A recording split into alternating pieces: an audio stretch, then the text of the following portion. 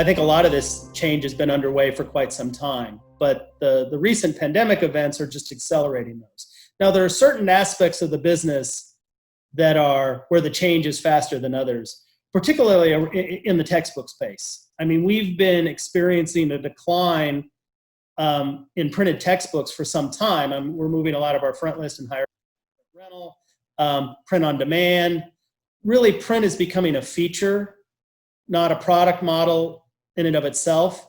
And so you're seeing that, the content and the delivery is now digital first, and print is a convenience. It's a feature. If you want a printed version so that you can have as a resource in conjunction with your other digital devices, your laptops, your tablets, et cetera, we can offer that, but it is a secondary or even tertiary part of the business.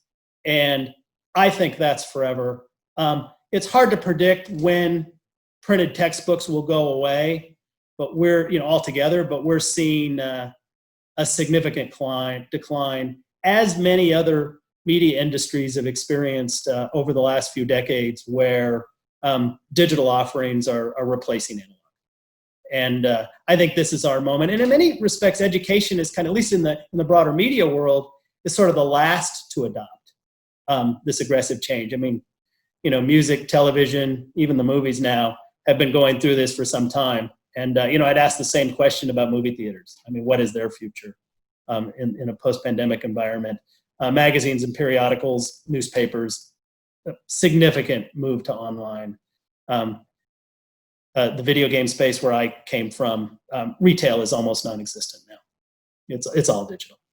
These freemium business models that I worked in quite closely in the game space, where you're moving from a productized, retail-oriented single sale to a service where monetization and support of the customer is an ongoing relationship and experience, that's absolutely happening. The nickel and diming and some of the issues in the game industry, we're not really, we're not doing aggressive microtransactions, but at the same time, we are offering, quite robust custom solutions to meet the needs of our customers. The problem in the past with this one-size-fits-all content purchase down at the bookstore or Best Buy is that in many cases you got material that you didn't even want.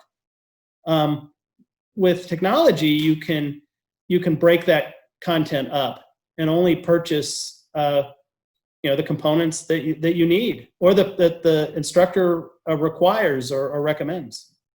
And so I see that continuing, but I don't view it as a negative unless it's implemented badly. And these models can always be done incorrectly. But to date, the education industry has been very conservative on that. Now, not nearly doing using the game industry analogies, the loot boxes and the gambling elements and all that. None of that's going on. And I don't see that changing.